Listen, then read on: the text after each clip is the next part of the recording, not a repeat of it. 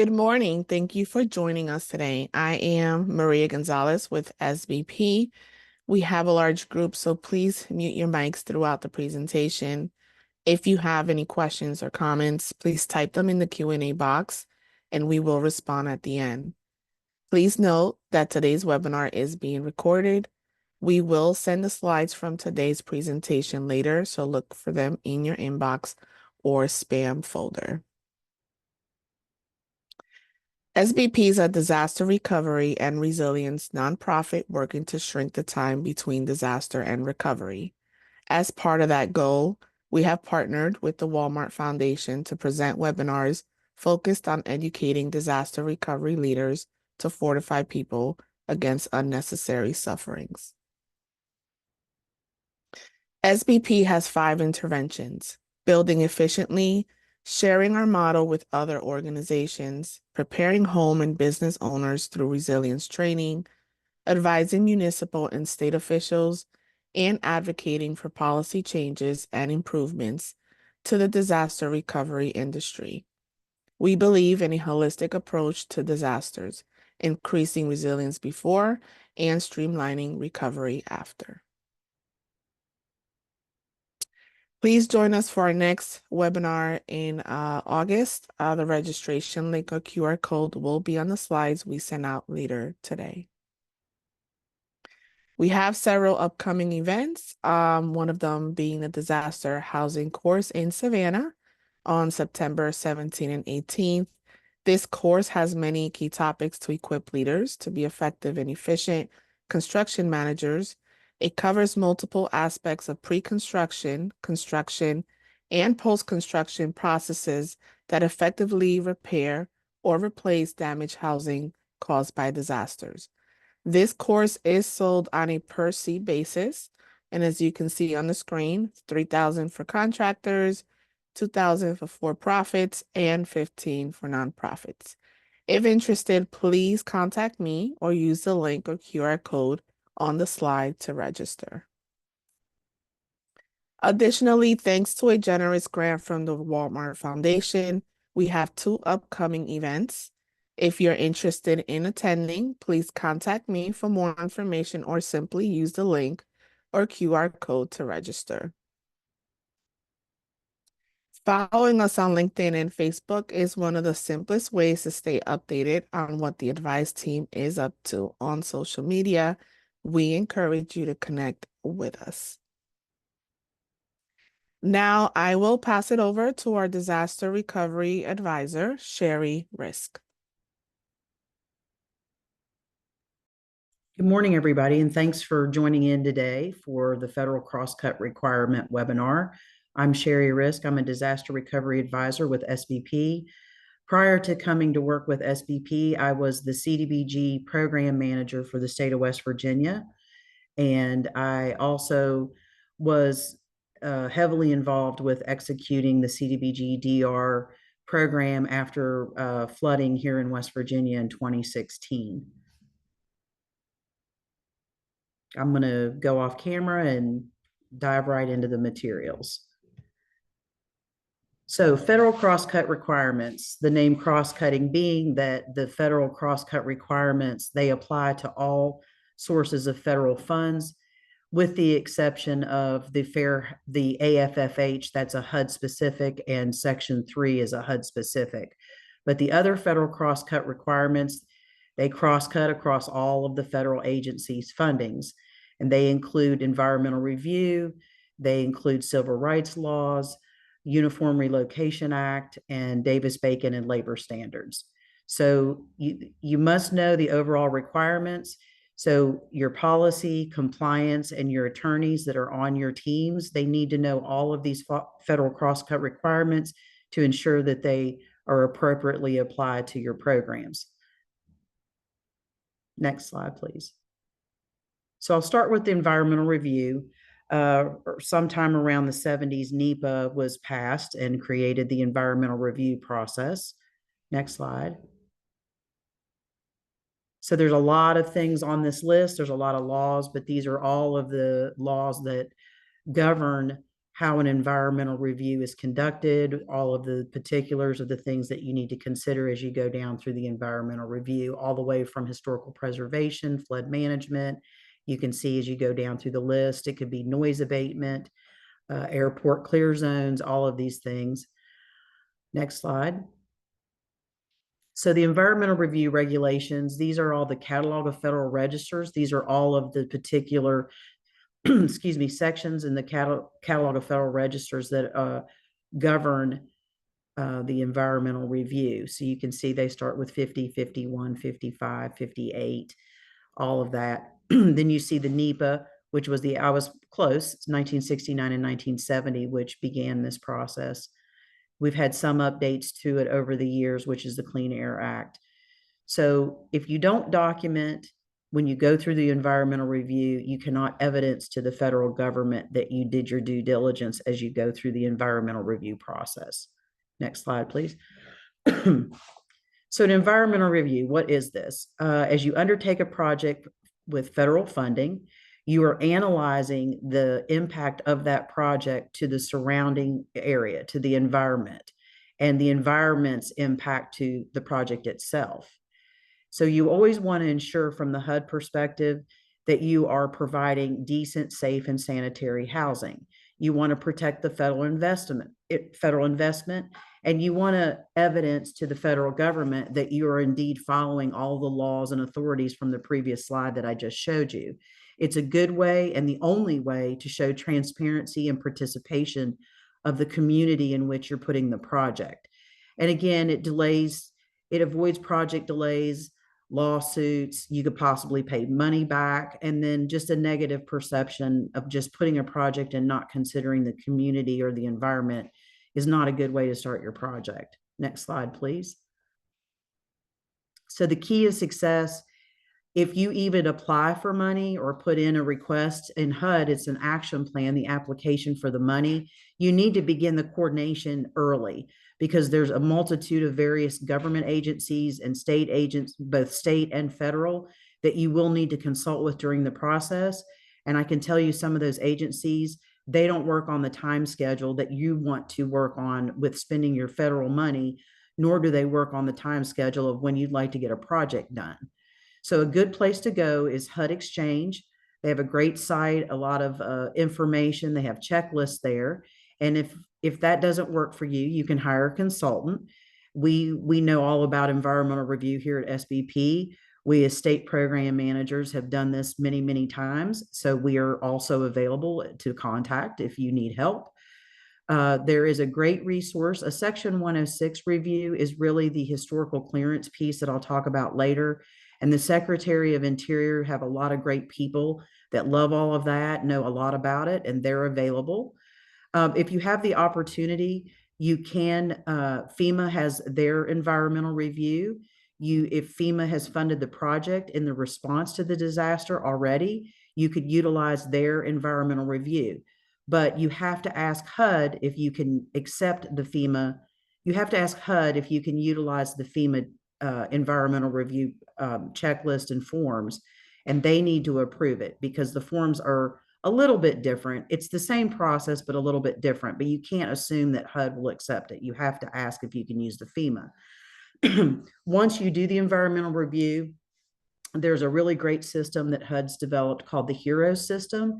You actually would go and input into HEROES, and it's great because it does all the notices for all the agencies and all the approval processes for HUD. The reason I say that is you are not supposed to spend $1 of federal money until you have had a clearance on the review. And how you do that is put it in the HEROES system, which I love because way back when it was all paper, you had to fax it and all these kinds of things. So HEROES has made sped up the process for the review and approval for HUD. And you must have an online system, a system of record. You must keep the review, both the review and all the documentation where you consulted with stakeholders, agencies, maps, floodplain maps, all of this.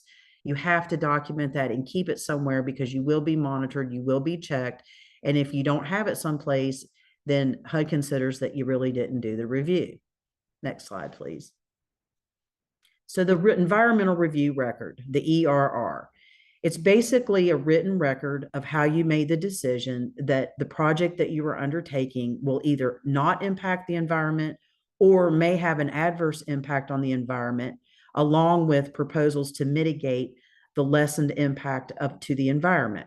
There could be an environmental impact, but you also can propose ways to mitigate it. And then the worst case scenario is you cannot clear it. Thus, you have not mitigated the impact to the environment, and you may not be able to proceed with the project. You have to have the environmental review record available to the public, to courts, auditors.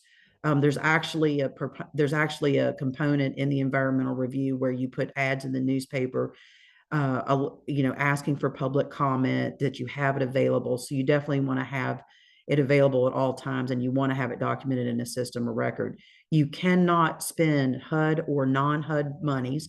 So let's say you have a project where you have $1 million in HUD funds, and maybe you have a $500,000 from another funding source. You can't spend $1 of that until you go through the environmental review record. You put notice to the public that there is no adverse impact. You have a comment period, then you submit it to HUD, and HUD would say, okay, we've approved this now, and we will give you an authority to use grant funds. Do not spend money before then. If you do that, it's called a choice limiting action. You will have to pay the money back. Really, the record is telling a story. It's describing the project. I used to tell the teams that you're basically saying what the postage stamp is of the project. So what is the area that the project is in, maps, photos, studies, all the consultations with the agencies. You have to tell a story because you're going to be submitting it both to the public, both to HUD, and they're not on site. They can't tell what is exactly occurring unless you give them the full detail and tell the story. So there's two kinds of, or there's a approach in environmental review record called tiering. And the great thing about the tiering approach is, let's say, for example, you know that you're going to be building a single family housing rehab in a county. So you generally know that it will happen in a county. Well, I'll use Clay County as an example. You could build it in Clay County, but you're not particularly sure whether or not what the street address or what the neighborhood. So you can do a two-stage process where you do a tier 1 and you give the general idea, and you eliminate some issues on the front end to clear it. And then you would go into a more detailed review on the tier 2. Next slide, please. So the tiering of the EAs, you have to complete, for the EAs, you have to complete a more thorough NEPA review and all of the factors, which are the cumulative impacts, any alternatives, any way to mitigate it. And during the tiering process, once you go through that process, then you can say it has any, and there's no impact. You can say that you have a finding of no significant impact, which is known as a FONSI. You can do that. And then you do this prior to requesting a release of funds to HUD, which is called the ROF. So you go through the tiering, you go through the assessment, you found no adverse impact to the environment. So you issue a finding of no significant impact. This is actually materialized as a newspaper ad, typically. You allow the public to comment. No comments come in, you're still cleared, and then you fill out a request for release of funds, which you then put the whole packet together, all of the documentation, and the request for release of funds to HUD, so they can now look through and do their reviews. The public notice, you have to identify all of the issues, all the laws. You need to use plain language. And the great thing about it is HUD Exchange actually has templates for the ad, so you know exactly what you need to put in it. And again, do not commit funds, do not spend funds until this is approved. HUD views committing funds as even signing a contract with someone. Oh, I'll sign a contract with someone, I'll get the clearance, I can spend the money later. No, the signature on the contract is evidence that you've made a commitment to someone, so you cannot do that. Next slide, please. So tier 1, the broad level review, county level, I spoke about this earlier. You're evaluating the laws and you're writing a strategy. You're defining all of the activities. We're going to do single family rehab, all the possible funding sources, $1 million in HUD and $500,000 from another place. We're going to build 10 units. This is the average cost. It's going to be $150,000 a unit. And you're generally going to do the geographic range. So at this, it's the county level. And maybe in that county, there may be 4 possible neighborhood sites. But when you're doing a tier 1, you're going to call out the county because you're not really sure exactly till you get in the detail of the project exactly which one of those neighborhoods you may do, because all of that is determined at a later date with an applicant and the eligibilities and all of these other things. Now, all of the environmental reviews, whether it's a tiered or a site specific, they're only good for 5 years. So what you do the review, the environmental conditions may have changed. So HUD has said 5 years is the maximum. So if you clear a project January 1 of 24, it would only be good for 5 years after that. And then you'd have to go back and you'd have to update the environmental review record. Next, please. So broad level review, again, you do the project description and you address the related laws, each of the 17 environmental laws, which is on the previous screen, and you resolve it at the broad level. You have to have a policy procedure to achieve the compliance at a site specific level. So all of the approach that you're doing to this, you would want to make sure that you have a policy procedure and you actually have a process to go through your environmental review. You can't just say, well, these are all the laws that are the guidance for the environmental review. You actually have to have a policy procedure within your department at your state or county level that says how you're going to approach all of this. Next slide, please.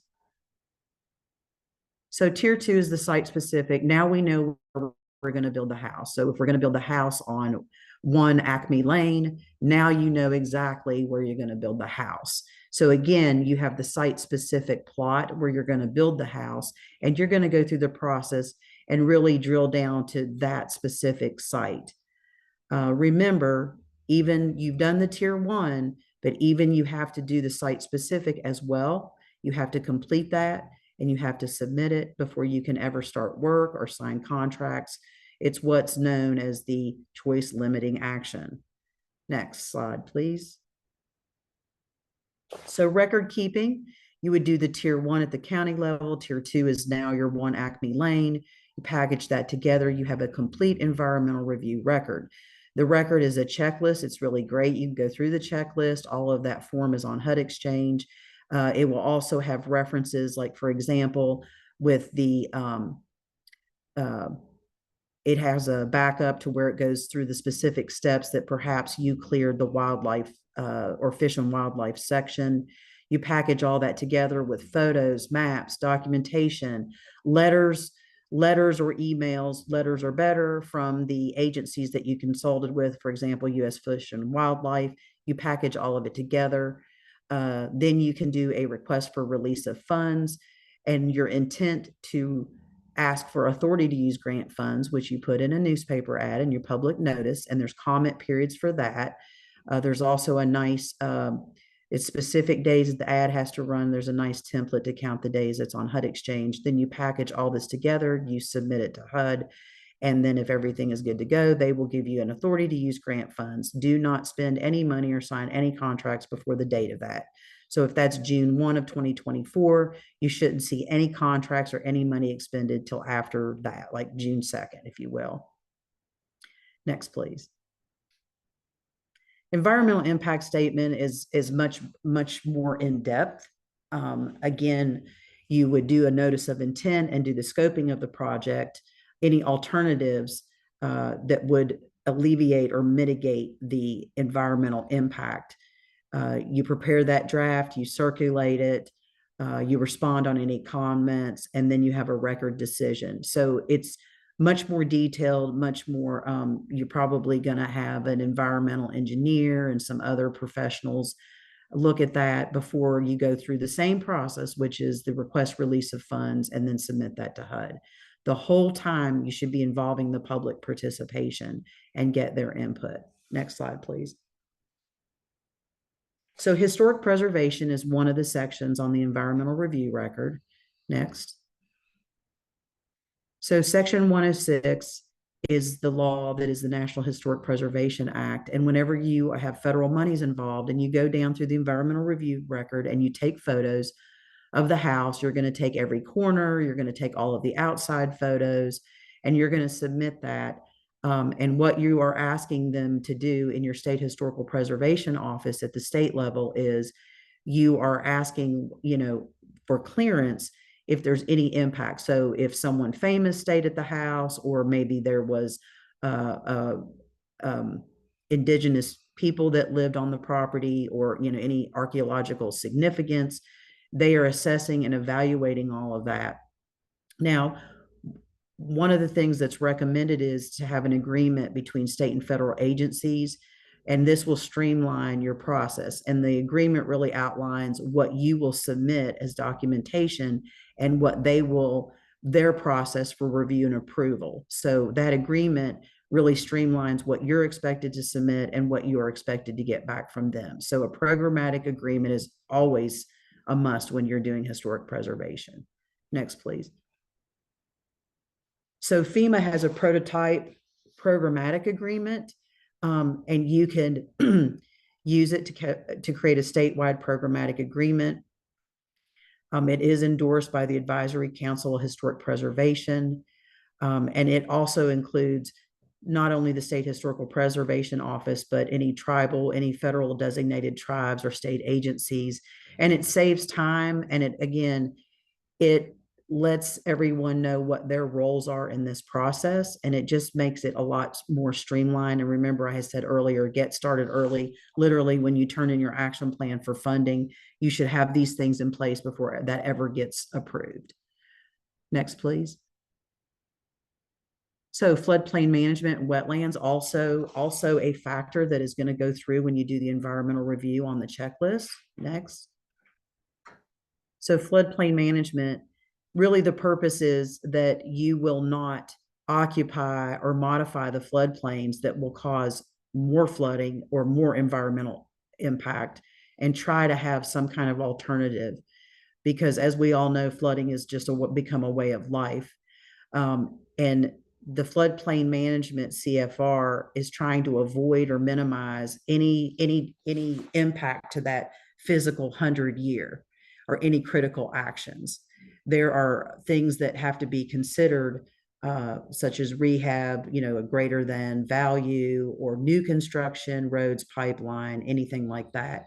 Anything new or anything of substantial improvement has to be considered when you are placing things in 100 or 500-year floodplain, except for cleaning.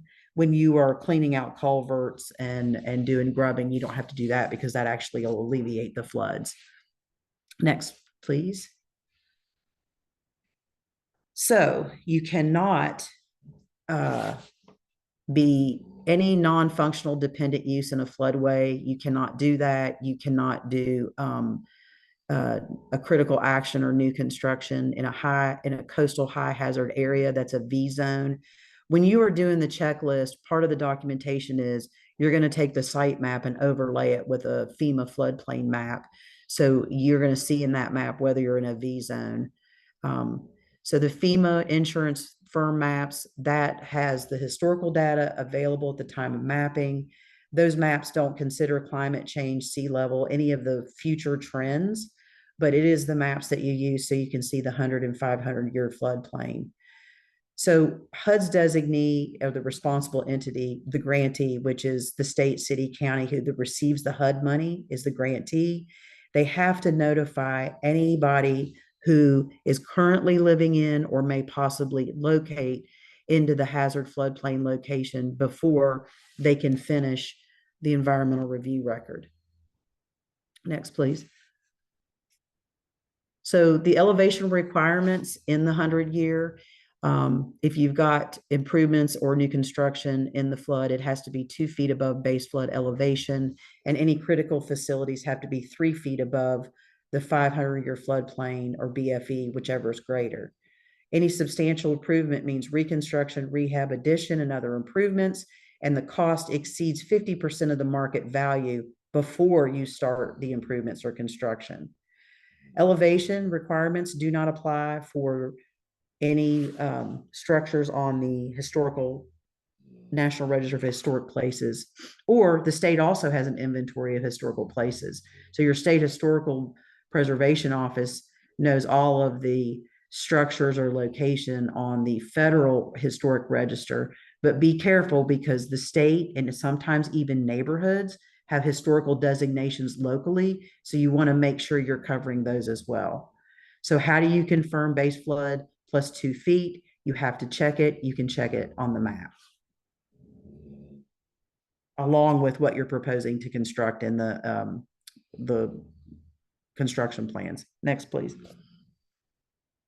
Protection of wetlands is another item on the checklist. Again, you don't want to adversely impact or destroy a wetland. Also necessary for, nature for drainage and as the rain and all of that comes in. And also you have a lot of wildlife there. So there are non-structural alternatives in floodplain development, and you're encouraged not to do any activities detrimental to wetlands. Next, please.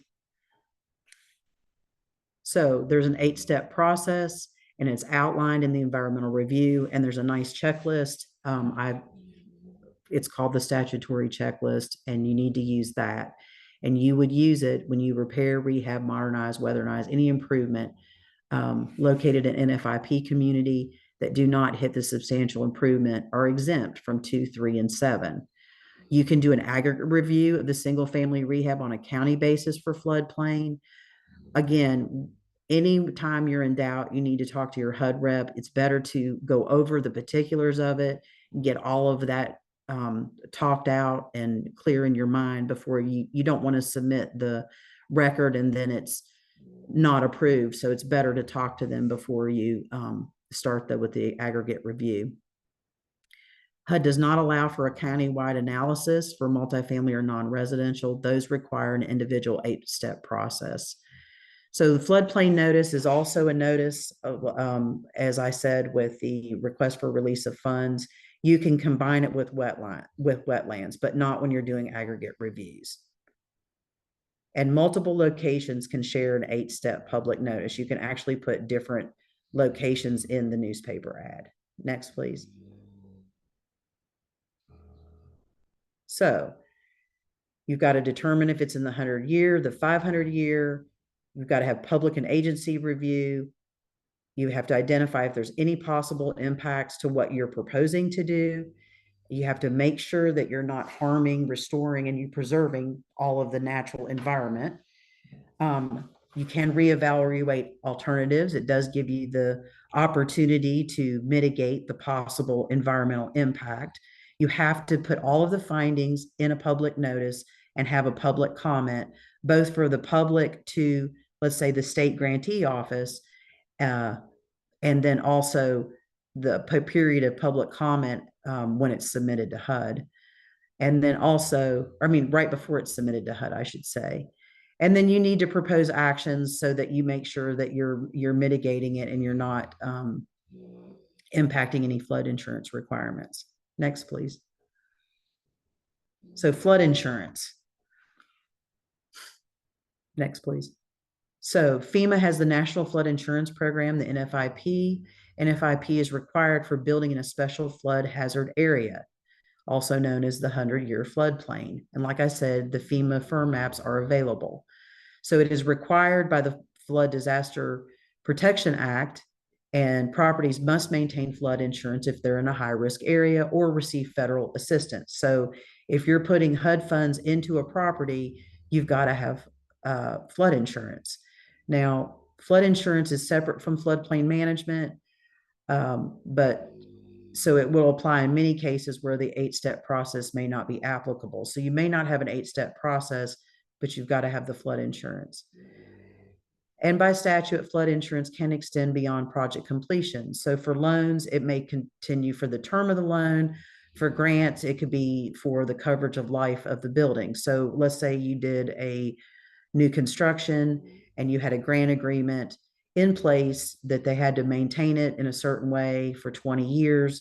You could put in that agreement that the flood insurance has to be maintained for the term of the grant.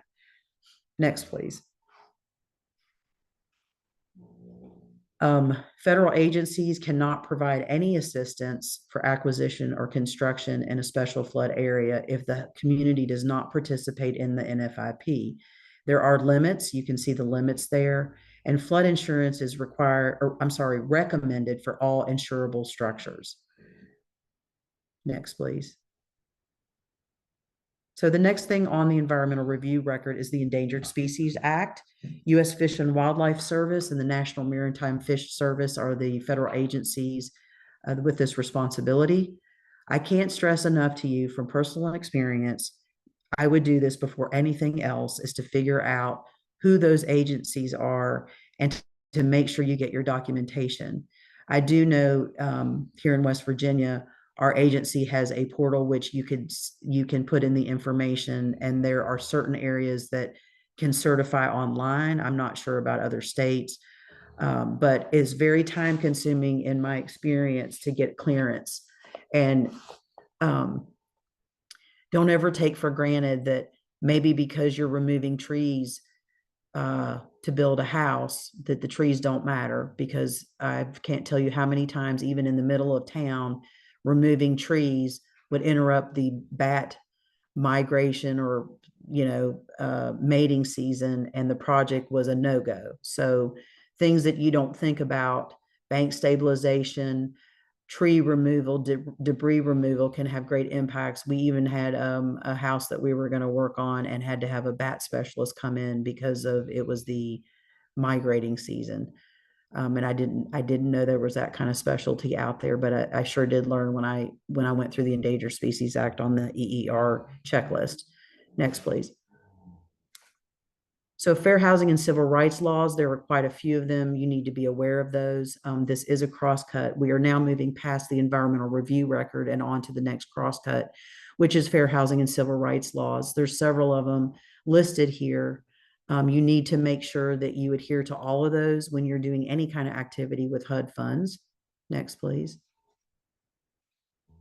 Several executive orders, also equal opportunity, coordination, affirmative furthering fair housing. That is recently new in the last, I think, 8 years, maybe 12 years, that's now just coming online and being implemented.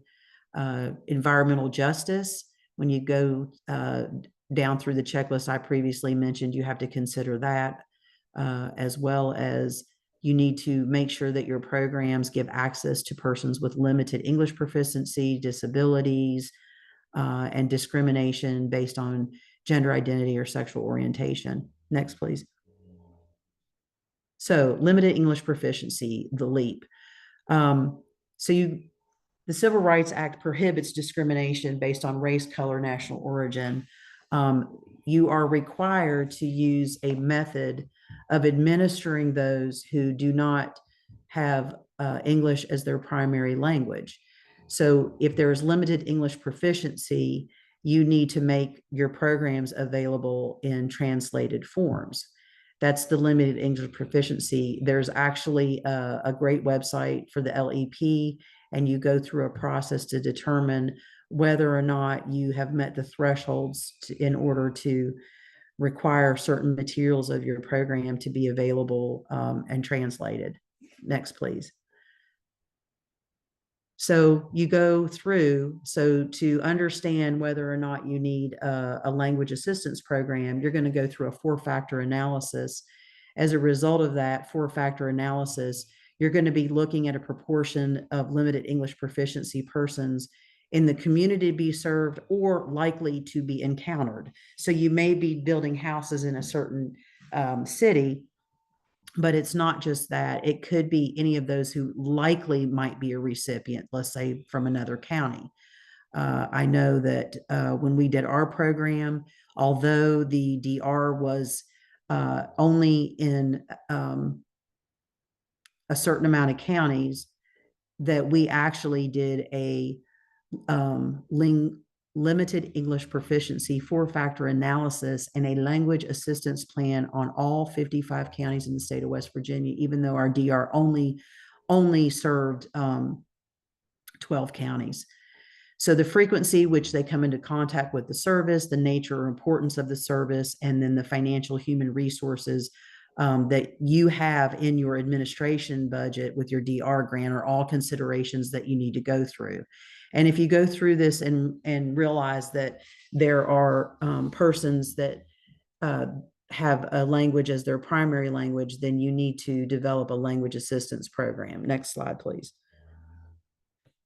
So the components of the language assistance program is identifying those whose primary language is not English, and let's say it's Spanish or Chinese. If you do that, then you need to identify in the language access plan, the LAP, exactly what assistance they need, who will be their point of contact on your team, and you will need to identify ways that you will provide that assistance, how you did outreach. You have to provide training to your entire DR team, not just the person who's the point of contact, all of them, including finance, program, monitoring, anyone who could come in contact with them, and translate information materials in their primary language and make that available. You can rely on family members to be interpreters and at times, and perhaps not an interpretation service if those are not readily available. And community resources and partnerships that are out there, you can utilize that. We have one county where they met the threshold for Chinese to be provided, and we drew on the university in the northern part of our state that offered to provide translation services at public meetings for us. So you have to make provisions. This is a plan letting all of those know that they have another language that's their primary language besides English, how they can access your programs. And you have to make sure you're monitoring and updating it. HUD will look at that and make sure that it's part of your public participation, your citizen participation plan. Next slide, please. So the best practice is to do the 4-factor update. Again, do it early. It takes a while. There's a lot of data. There's a lot of data to look at 55 counties. There's a lot of data to look through. You need to translate it. That could take some time. If you don't have the resources, you've got to hire someone to translate your action plan, especially too, if you've got multiple languages. I know some areas have multiple translations that they need to do. Like Texas is an example. They have multiple translated action plans. It takes sometimes a while to find an interpreter. So you need to start all that early, and you need to translate vital documents and make them available on your website. So they need to be posted on your website. And that's their action plan, which is the application to receive the CDBG money. Anytime you change what you're going to do and you're going to amend it and say, well, we're not going to do economic development anymore, we're going to put that in housing, how you're performing, are you really spending the money, are you helping people, any restrictions, how they get applications, you need to translate that. And you need to publish the right of citizens to have things translated in the language on your website. Next, please. Of what considered vital documents and what is not required.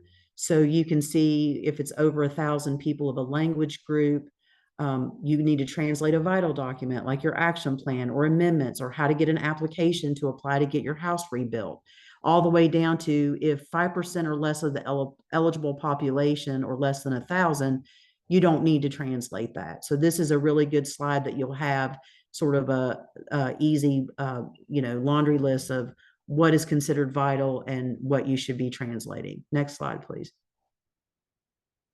Reasonable accommodation. This is to accommodate any change, exception, or practice for persons with disabilities, so they have an equal opportunity to access the programs that you're offering. In federal assisted housing, you need to make reasonable accommodations for public use or a common area, and you need to document that, why you needed to make the accommodation, but you cannot reveal any individual accommodation that you made. This is all confidential.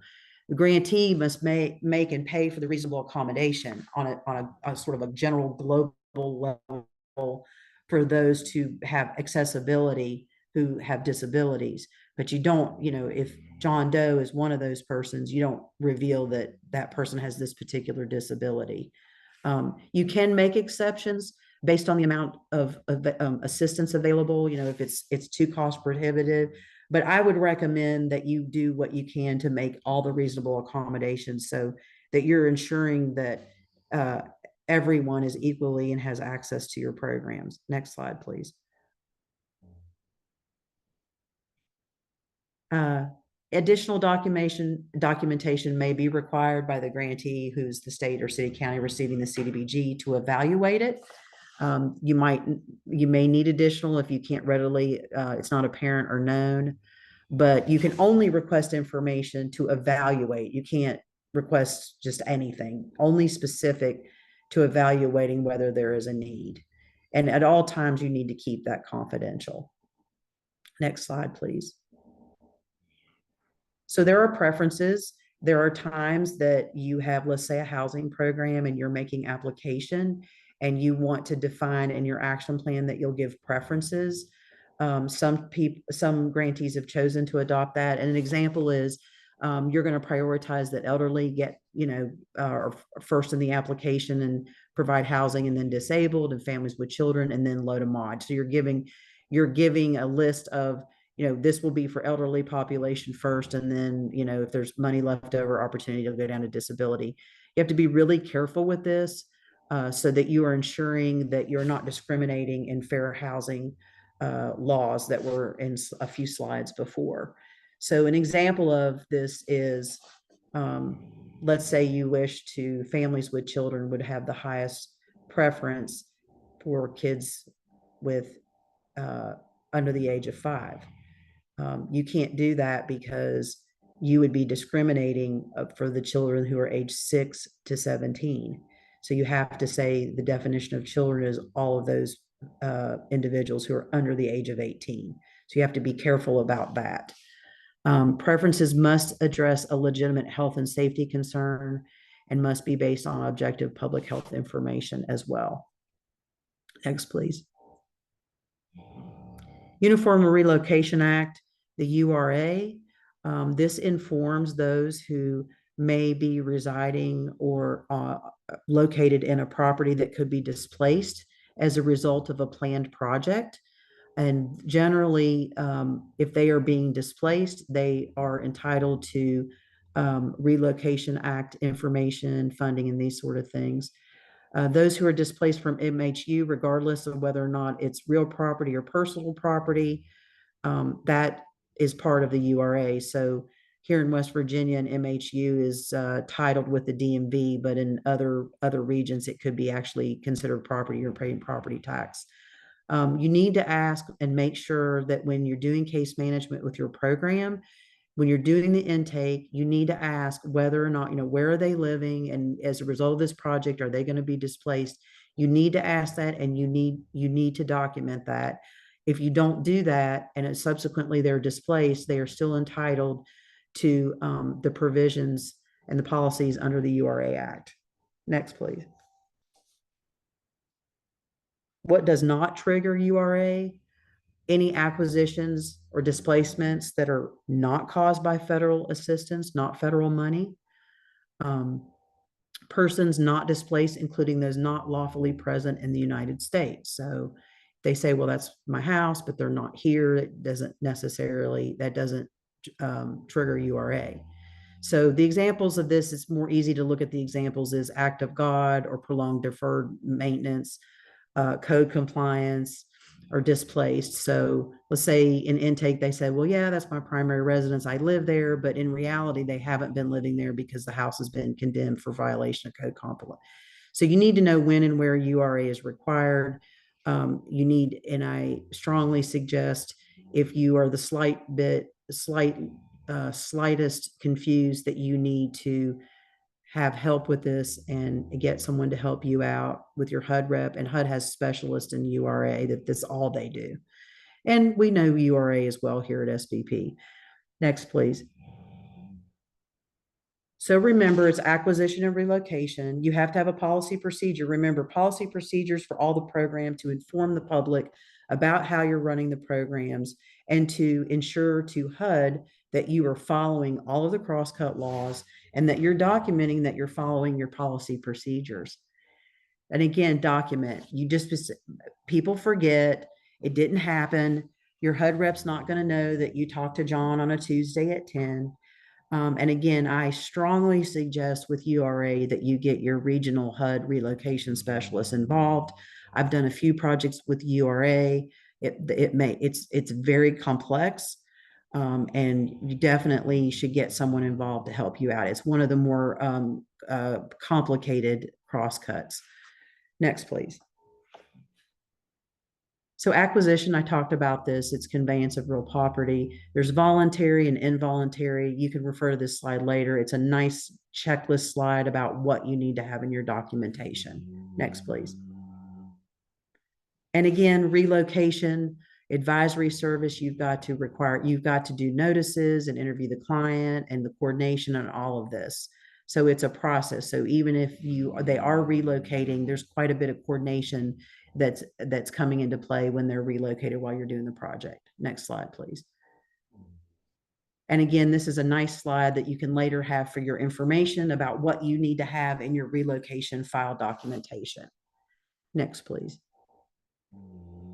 So common HUD findings or compliance, no documentation.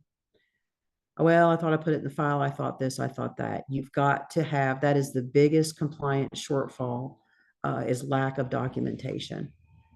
Next, please. So again, this is just summarizing.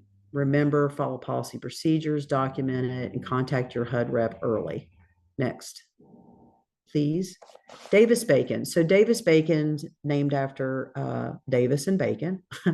And it is the act that shows, it's the act that lays out that construction work over $2,000, anything over $2,000, you have to pay prevailing wage rates, federal and state prevailing wage rates on your construction sites. And the prevailing wage rates are even broken down. Like there's a wage for a flagger, and then for someone who is working a particular machinery. They are required. So over $2,000, you have to pay prevailing wage rates. There are unit thresholds that apply. For multifamily, it's 8+ units. So if you're doing 4 units, it doesn't apply. If you decide to use your own workforce, if you have a city, let's say, and you've gotten federal HUD money and you're going to use your own workforce, it's exempt, and they call that a force account work. So it is exempt from Davis-Bacon. You have to do weekly reporting, whether or not, if the work is not done, you have to say no work is done. You have to do a report for every single week. And just keep in mind, if you are about to go and do a bid opening and advertise the bid for procurement, your wage rates that you pull down from the Department of Labor are only good for 90 days. So if you think that the request for bids might not get published in the paper, or it might be delayed, or whatever might be going on, remember to check the date on when you pulled the wages, because they're only good for 90 days. And if they're past that 90 days, then you got to completely rebid the project. Now, Davis-Bacon is exempt. So single family housing, it does not apply. And then if you're doing multifamily, 7 or less units, it does not apply. Next, please. So key steps, you need to make sure that, again, you've documented it. You got to make sure that you have put copies of the prevailing wage rates in your bid pack, because that's the only way the contractors know exactly what they have to pay, so they can, get their bid ready to submit to you. You have to view and document contractor eligibility with it. You have to make sure not only that your contractor, but their subcontractors also have to follow. I've had subcontractors say, "Why? Oh, yeah, that's the contractor's responsibility." No, it's not. It's contractor and subcontractor.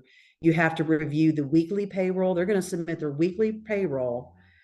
You're also going to do on-site interviews, and you have to, all the way through construction, and you need to do a schedule for that. And you have to tie that back to the reports that they are submitting. And I can tell you, they don't always match. You have to conduct on-site interviews. You have to put posters up that they're enabled, that they have to follow that, and quickly resolve and report issues. You do have to submit to HUD the 4010, and it is reviewed. I can tell you from many times of submitting them. So Make sure you know the steps, make sure you document.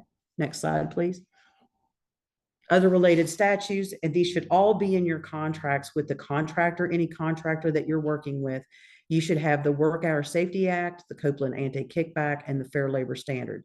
All of these statutes should be contained in your contract, as well as the Davis-Bacon, and make sure that you review this when you're going over the contract with the contractors. Next, please. So Section 3, this is specific to HUD, although I said earlier the crosscuts apply to all federal agencies, but Section 3 is actually specific to HUD. It requires grantees to perform training, employment, and contract opportunities to low and very low income persons. You will not be penalized if you don't do that, but what you do have to do is that you have to show that you made a reasonable effort and that you set goals. You have to have a Section 3 policy procedures. You have to put the requirements in there, and you have to demonstrate that you made reasonable efforts. So in the past, there is a Section 3, there's a register that you can go on, and in your state, city, county, you need to pull that register. And if there are Section 3 business or that, you need to try to make sure they get a copy of your bid. So you need to hire local and low to moderate income when possible. And you need to be able to have a way to report both in your policy procedures and your contract. And this should be in your contract. Make sure you build a reporting, because this seems to be something really difficult for the contractors to report out. But the big part about it is you have to document that you tried. And then you have to document why you weren't able to actually hire Section 3. Next, please. So Section 3 was revised, I think, about a year and a half ago. And the big part of it was that they revised the goals, and it's in the bottom box. So there used to be 3 goals and now there's 2. So 25% of the total labor hours worked on the job should be by Section 3 workers. 5% of the total labor hours should be worked by target Section 3 workers. And this is what you're trying to evidence that you made attempts to employ. Section 3 used to be reported in an old program called SPEARS, but actually really nice. Both in the regular CDBG system, the IDIS, and in the CDBG-DR system, they actually now have screens and you report directly into those systems instead of this side system that they used to have. So that's a good improvement. Next, please. All right. That concludes. Does anyone have any questions? Thank you, Sherry. I don't see any open questions right now. So we'll go ahead and just run through the other slides. Don't forget to follow up, join us in our next webinar in August. Also register today to attend one of our courses. We have the disaster housing course, and we have our other upcoming trainee courses in Savannah, Georgia. If you do have any questions, please do not hesitate to contact me. We do have some offerings here, and if you have any questions, please contact me at advised@sbpusa.org, or you can visit our resource hub page. Don't forget to follow us on social media, LinkedIn or Facebook. We look forward to meeting with you on future webinars or in person at one of our courses. We will email today's slide deck, so look for that in your inbox. Thank you again on behalf of SBP and the Walmart Foundation. Have a great rest of your day.